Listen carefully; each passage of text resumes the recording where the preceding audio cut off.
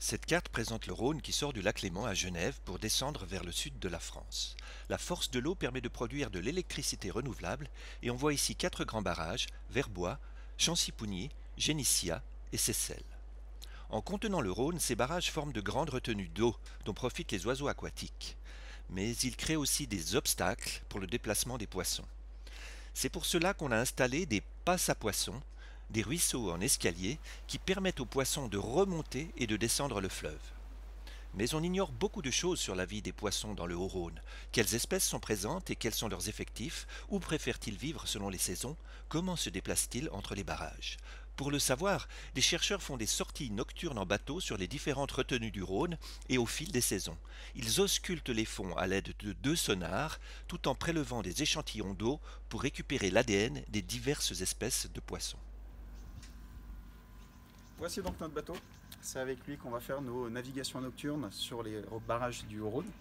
Donc là-dessus, on va pouvoir installer nos sonars de manière à pouvoir, pendant la nuit, mieux voir les poissons qui se présentent entre les barrages, donc sur le Rhône.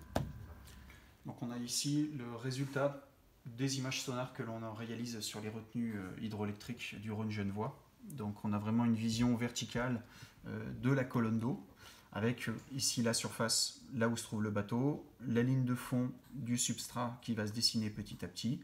Et donc ici, typiquement, cette masse qui est proche du substrat, ça va plutôt être des plantes aquatiques, avec quelques individus des poissons au milieu. Tandis qu'ici, on a vraiment une masse qui n'est pas touchante du substrat, donc on a vraiment sur des poissons dans la colonne d'eau, et puis là, typiquement, des bancs assez compacts qui se dessinent, et ici, des individus un peu plus isolés qui vont typiquement nous intéresser. Le sonar va nous permettre de déterminer le nombre de poissons, mais pas par contre les espèces précises. Donc on va en parallèle de l'éco-sondage prélever de l'eau avec l'entreprise Pygen, de manière à pouvoir détecter à partir de toutes les déjections du poisson qui vont flotter dans l'eau, le mucus, l'urine, etc., de déterminer précisément la liste des différentes espèces présentes.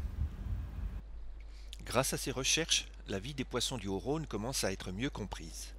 La prochaine étape de ce projet consiste à étudier comment les poissons se comportent lorsque la retenue d'eau de Verbois sera partiellement abaissée. Remplaçant l'ancienne pratique de vidange total du barrage, la nouvelle technique d'abaissement partiel coordonnée entre les exploitants des barrages suisses et français est nécessaire pour évacuer les masses de sédiments apportés par larves.